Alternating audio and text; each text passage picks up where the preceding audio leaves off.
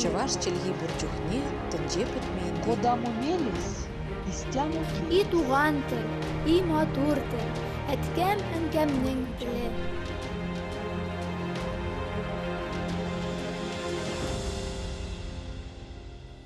Исәнмесез, сіз Татарстан 24 телеканалында туған тел тапшуын қарайсыз. Сезнең белән Гөлүсә Сыңгатуллина.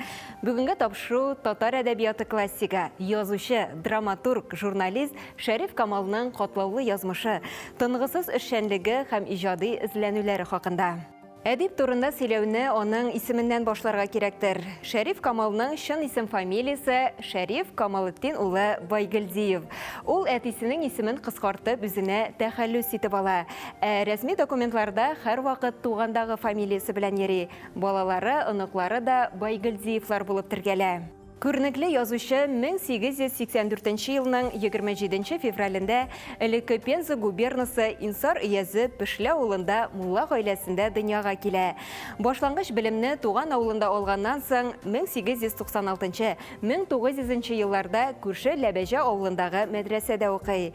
Әтисе кырыс хылыклы, иске карашлы кеше була. Улыннан мулла ясарга тели. Шәрифкә бу ошамый. Шуңа әтисенә матди яктан бәйле булмас өчен шәкерт чагын үз көнен үзе күрә башлый.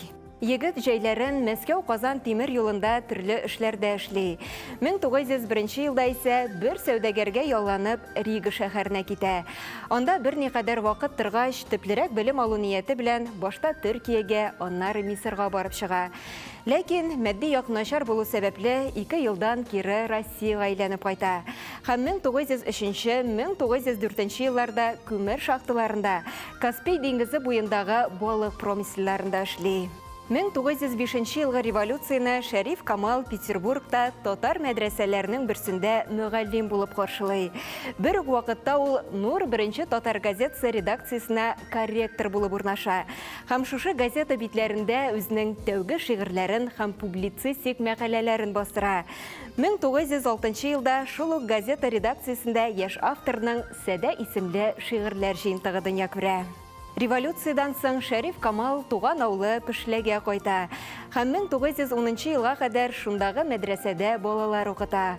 Ул үзе дә белемне күтәрү өчен даими эшли. Рус әдәбиятын, аерым алганда Максим Горький, Антон Чехов иҗатларын тырышып өйрәнә. Шушы чорда ул проза жанрындагы беренче әсәрен «Уяну» хикәясен яза. Һәм аны Оренбургта Рәмиевләр чыгара торган «Шура» журналына җибәрә. Озакламый хикәя журналда басылып та чыга. Шулай итеп, язучының җитди әдәбиятка беренче адымнары ясала.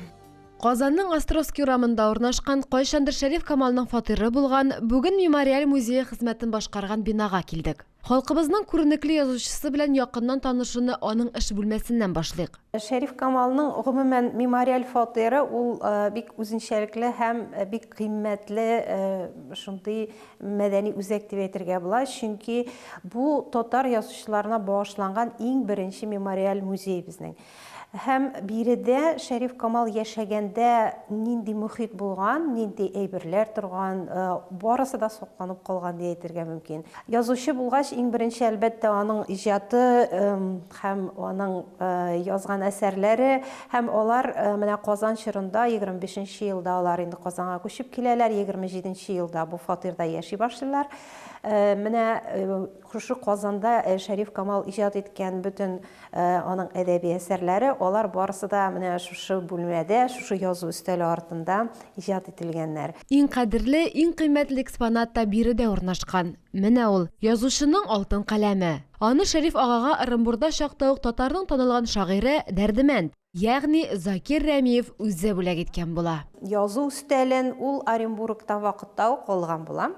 Чөнки Оренбургта шушы газетада эшләгәндә аның теге әсәрләре күп басылгач, ул үзенә менә шушы язучы имиджы төзи. Һәм инде менә портфель ала, үзенә өстәл ала, шляпа алып кия, менә шундый теге зыялы язучы шәхесне күрсәтә торган шундый элементлары. Һәм Казанга күчеп килгәндә ул шушы өстәлен һәм шушы предметларны, аларны барысын да Оренбургтан инде алып килгән. Менә Өстәлдәге тагын менә сәгатьне әйтергә була, анысы Казанда аңа бүләк ителгән, чөнки Шәриф Камалның 35 еллык иҗат юбилеен уздыралар Казанда, зур иттереп театрда, анда спектакльләр куеп, һәм шул вакытта аңа бик күп бүләкләр бирәләр, һәм бу сәгатьне менә мәсәлән Рус драма театры актерлары бүләк итәләр, һәм аның хәтта шундый истәлеге дә бар. Шәриф абый менә сәгать 7 тулгачтан шушы сәгатькә күз салсагыз, безнең театрда спектакль башлаганын исегә төшерерсез һәм безгә керерсез дип. Әлеге портфель дә Шәриф Камалның шәхси әйбере. Бу предметларның барысында язучының кызы Зәйнәп ханым берәмтекләп җыеп, саклап, тапшырып калдырган. Менә шушындай кулдан төзелгән кечкенә мич. Бу мичнең тарихы бик Ватан сугышы белән бәйле, чөнки сугыш башлангач олы мичләрне ягып җылытырга ягулык булмый, һәм олы мичләрне ябалар да. Бүлмәне җылытыр өчен Шәриф Камал үз куллары белән шушы мичне чыгарып куя, һәм шушылай итеп бүлмәне, фатирларын җылыта торган булалар. Һәм ул мичне без менә шулай сакладык. Зәйнәп Шәрифовна турында тапшыруыбыз барышында тагын сөйләшербез әле. Шәриф Камалның шәхесенә, иҗатына да кат-кат тукталырбыз. Әлегә аның тормыш юлы белән танышуны дәвам итик. 1910 елда Шәриф Камал гаиләсе белән Оренбургка күчеп килә. Һәм шул елдан башлап Октябрь инкыйлабына кадәр Шура журналы һәм Вакыт газетасы нәшриятендә башта хисапчы, ә соңрак редакциянең әдәби хезмәткәре булып эшли. Шәриф Камал Оренбургта яшәгән вакытта шактый күп иҗат итә. 6-7 ел эчендә ул 30дан артык хикәя, дистәләрчә фольетон һәм мәкалә, атаклы Акчарлаклар повестен һәм Хаҗи әфәнде өйләнә исемле сатирик комедиясын иҗат итә. 1918 ел башында Шура журналы һәм Вакыт газетасы чыгудан туктатылгач, Шәриф Камал берникадәр вакыт эшсез йөри. Соңрак 1918-1920 елларда Оренбургта чыгучы Эшчеләр дөньясы исемле большевистик газетада эшли һәм Төркстан фронтының Кызыл йолдыз газетасы өчен мәкаләләр яза. 1919 елның көзендә аны Коммунистлар партиясына әгъза итеп алалар. Язучы соңрак янәдән Оренбургка кайтып, балалар йорты мөдире, укытучылар профсоюзының губерна бүлеге идарәсендә кассир булып эшли. Укытучылар әзерли торган курсларда дәресләр алып бара. 1924-1925 елларда исә Юл газетасында башта редколлегия әгъзасы, аннары җаваплы мөхәррир хезмәтләрен үти. 1925 елның көзендә Шәриф Камал ул вакытта Кызыл Татарстан дип аталган бүгенге Ватаным Татарстан газетасы редакциясының партия бүлеге мөдире итеп билгеләнә. Соңыннан ул Татарстан мәдәният йортында гыйльми сәркатип, аннары Татар дәүләт академия театрының әдәбият бүлеге мөдире вазифаларын башкара. 1928-1934 еллар арасында Шәриф Камал драматургия жанрына актив иҗат итә башлый. Бу чорда аның бер артлы ут, кызгыннар оясында, таулар, томан арты исемле драма әсәрләре языла һәм Татар дәүләт академия театрында зур уңыш белән бара. 30-нчы елларның ахырларында драма әсәрләре язу белән бергә әдип үзенең совет чоры иҗатындагы күренекле әсәрләреннән берсе булган Матур туганда исемле романын иҗат итә. Соңыннан автор романның сәхнәләштерелгән вариантында эшли. Дәвам итәбез. Бу Шәриф Камал фатирының кунак бүлмәсе. Язучы янында каләмдәшләре, хезмәттәшләре, фикердәшләре еш кунак була. Урыны да бик уңайлы, чөнки ерак түгел монда Бауман урамында матбугат йорты ачыла. Узак еллар буе менә юлның каршы ягында гына Татар театры, Татар мәдәнияте йорты була. Һәм менә Чыннан да бу йортта танылган язучылар Кәрим Тинчурин, Муса Жәлил, Салих Сайдашев булу турында истәлекләр бар. Менә хәтта безнең бүлмәдә урнаштырылган шушы кабинет рояльнең дә тарихы Сәйдәш белән бәйле, чөнки алар Шәриф Камал белән бергә театрда эшләгәннәр, Шәриф Камалның пьесалары, Салих Сәйдәшев музыкада язган, һәм менә Шәриф Камал кызына шушы музыкаль инструментны алырга ниятләгәч, ул Сәйдәшкә мөрәҗәгать итә, һәм менә Сәйдәшнең киңәше белән шушы рояльне сайлап алалар. Истәлекле Эшләр буенча Салих Сәйдәшев биредә кунакта булганда, әлеге рояль артына утырып, үзенең көйләрен уйнаганы билгеле. Тагын бер бик кызыклы истәлек ул Бөек Ватан сугышы белән бәйле һәм ул чыннан да Шәриф Камалның менә шушы язучылар арасында булган урынын күрсәтүче вакыйга. Чөнки менә Фатих Кәримне без беләбез, ул татар шагыйре, Бөек Ватан сугышында вафат булган, һәлак булган.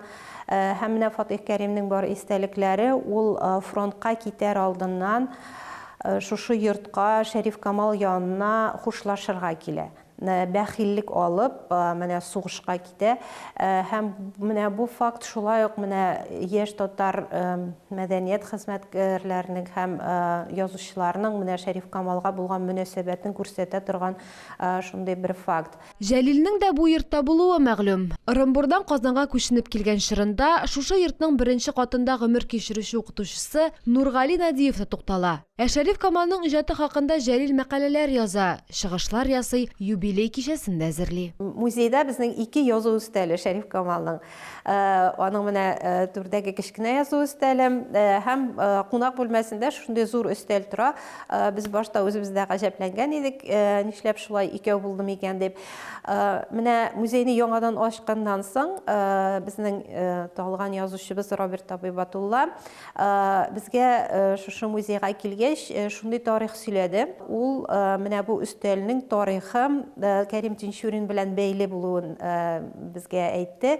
Чөнки Кәрим Тинчуринны кулга алгач, Заһида ханым йортта булган, өйдә булган әйберләрне конфискацияләмәсеннәр өчен булган әйберләрне танышларына, дусларына биргән. Һәм менә Заһида апаның истәлекләрендә язу Кәрим Тинчуринның язу өстәлен Шәриф Камалларга биргән дигән шундый истәлекләр бар. Бер сүз белән әйткәндә, Шәриф Камал шәхсенең әһәмиятен, аның янәшәсендәгеләрнең бөеклегеннән, алар белән бер Казанда кайнавыннан да аңларга була.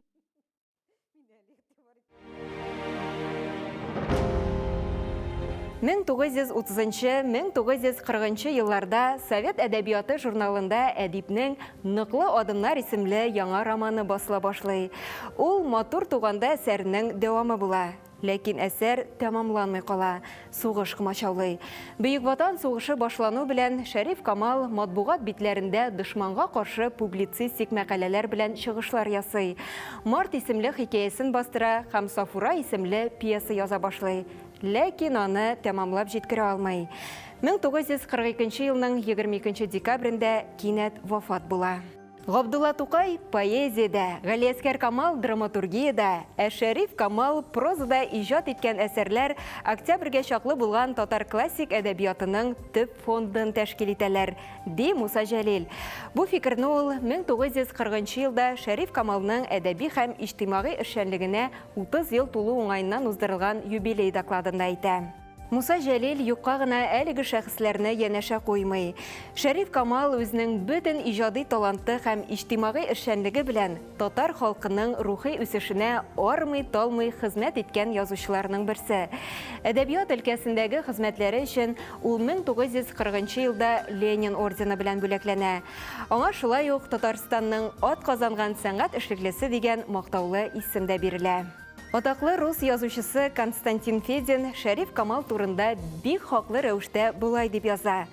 Бу исемнең танылуы язучының татар әдәбиятында тоткан урынын аклый. Аның олы язмышы безне иң катлаулы һәм гаҗәеп биографиялар күреп гадәтләгән кешеләрне дә фантастик булуы белән таң калдыра. Чыннан да, язучы гаҗәеп катлаулы, сынаулы һәм бай тормыш юлы үтә. Шәриф Камал Хаят исемле туташ белән бик матур гаилә кора. Тик гаиләсен дә сынаулар урап узмый. Сабый чагында ук 1925 елда Роза исемле кызлары вафат була. Хөсәйн исемле өлкән уллары 1929 елда Ялтада каты аурудан үлеп китә. Кече уллары Йосыф 1943 елда Бөек Ватан сугышында һәлак була. Нәселне саклау җаваплылыгы кызлары Зәйнәп җилкәсенә төшә. Ул әтисенең музейын төзүдә башлап йөри. Бик хисап экспонатлар китерә, музейның беренче фәнни хезмәткәре дә була. Шәриф Камал мирасының безнең көннәргәчә килеп җитүендә зур роль уйнаган шәхес аның кызы Зәйнәп ханым. Зәйнәп Шәрифовна чыннан да озак еллар буе музейда фәнни хезмәткәр булып эшли. Безнең музей 44-нче елда оешкан музей һәм менә 48-нче елдан алып 64-нче елга кадәр Зәйнәп Шәрифовна музей хезмәткәре булып эшли. Әлбәттә, Зәйнәп Шәрифовналар бу музейдагы беренче хезмәткәрләр буларак Фатыйма Вагызова һәм башка шундый күренекле музей хезмәткәрләре, алар Шәриф Камал белән генә түгел, алар гомумән татар әдәбияты хәзерге көндә менә безнең Тукай музейында күрсәтелә торган бик күп материалларны туплаган шәхесләр, милли музейда бик күп архивларны алар җыеп туплап, шушы татар әдәбияты, татар мәдәнияте белән бәйле экспонатларны туплаган. Зәйнәп ханым үзе шушы йортта булган вакыйгаларның шаһиты булгач, һәр нәрсә турында җентекләп язып калдыра. Бүлмәләрнең квадратурасы, кайда ни урнашкан, Шәриф аганың көндәлек тормышын сурәтли. Бүгенге көндә дә без менә экспозицияны нәкъ шушы 80-нче елгы рәвешендә торгыздык. Һәм тагын бер әһәмиятле момент бар. Зәйнәп Шәрифовна шушы Шәриф Камалның архивын менә туплаган. Бик күп кулъязмалар, хатлар, документлар. Бу беренчедән әлбәттә Шәриф Камалның шәхесе иҗатын өйрәнү өчен, аны менә саклау өчен, күрсәтү өчен бик кыйммәтле материал. Һәм икенчедән бу архив ул һаманда Шәриф Камал турында гына да түгел, чөнки анда менә бик күп шәхесләрнең Шәриф Камалга язган хатлары бар. Шәриф Камалның мәсәлән анда яшь язучыларга шулай ук менә язган ниндидер хатлары, документлары сакланып калган. Менә ул архив. Бу кагазьләр арасына ни кадәр серләр, тарихның үзе яшеренгән. Гаиләдә булган мөнәсәбәтләр буенча дагын сакланып калган гаилә хатлары да бик кызыклы. Алар күбесе гарәп хәрефе белән, латин хәрефе белән татар телендә язылган. Һәм без аларны менә шулай ук хәзер укып, күчереп, бастырабыз. Һәм менә без музейда шушы хатларга нигезләп спектакль дә ясадык хәтта. Спектакльләр аша, музей эшчәнлеге, төрле чаралар аша Шәриф Камал мирасы яшь буынга тапшырылсын иде. Аның мирасы яшәргә тиеш. Күренекле шәхесләребезне онытырга хакыбыз юк.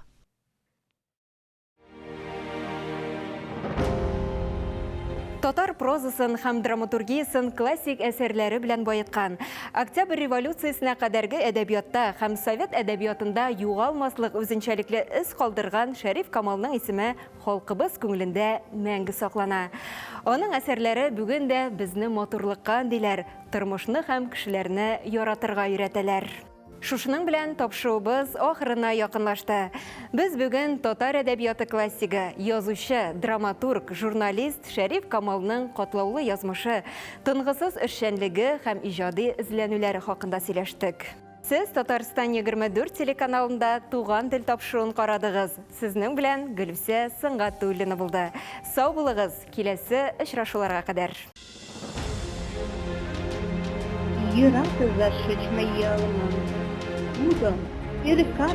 Чаваш челги бурчухне, тенҗе бетмәйенде. Куда мумелис, истяму И туган тел, и матур тел, әткәм әнкәмнең теле.